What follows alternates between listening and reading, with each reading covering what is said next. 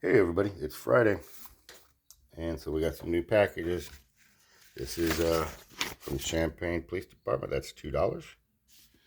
It's from the Minear Police Department. That's $10. So we're now up over 100, and we're at 107 now.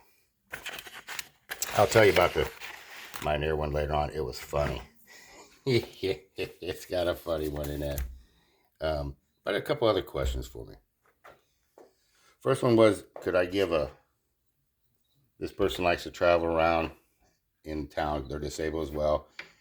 And they can't get out of state, so they like to travel around different towns. They wanted to know what the best big town was for handicap parking and accessibility, and what the best small town was, as far as I've been. I've been to most of them. I've been to, Joliet to St. Louis. Don't go to Chicago. Anybody in the right mind avoids that fucking town.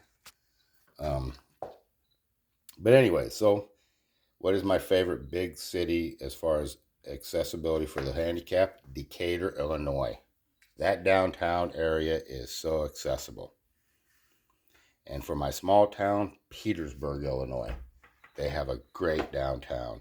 Very accessible. So those are the two. I enjoy visiting both of those, and I do it every chance I get.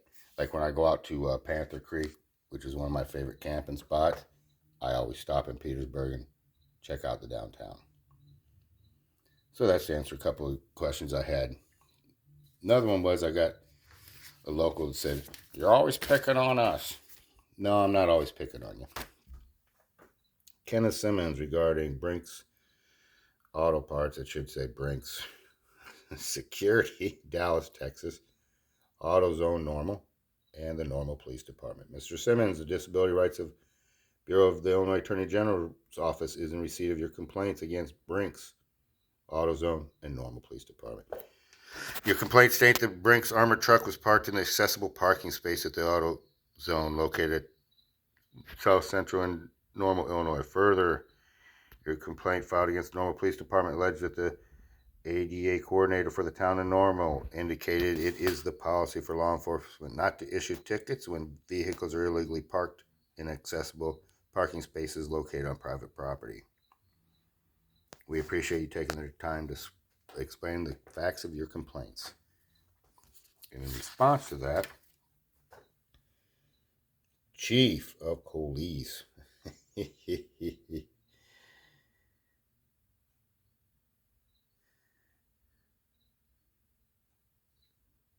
All right, he goes on and tells them, it is immaterial whether the space is located on private or public property, as enclosed by the opinion of the Illinois Attorney General's Office in 1985.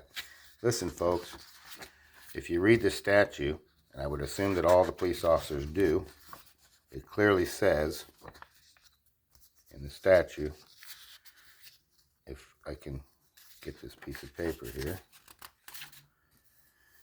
Section 11-1301.3 of the Illinois Vehicle Code. As evidence that the vehicle is operated by or for a handicapped person, blah, blah, blah, including any private or public off-street parking facility. So you see, folks, it's right there in the law. And as you know, where the words are clear and unambiguous, that's the law. So anyways, I don't just pick on the village of Minear. I've had handicap. If you've watched my past videos, I've had handicap spaces fixed even at the Illinois Municipal League in Springfield. If you remember right, they did not comply with the Americans with Disabilities Act. I had to have them fix their handicap parking at the Illinois Municipal League. And as you remember right, the reason why I don't take these anymore is because of the Illinois Municipal League. That's one fucked up organization, as is their attorneys.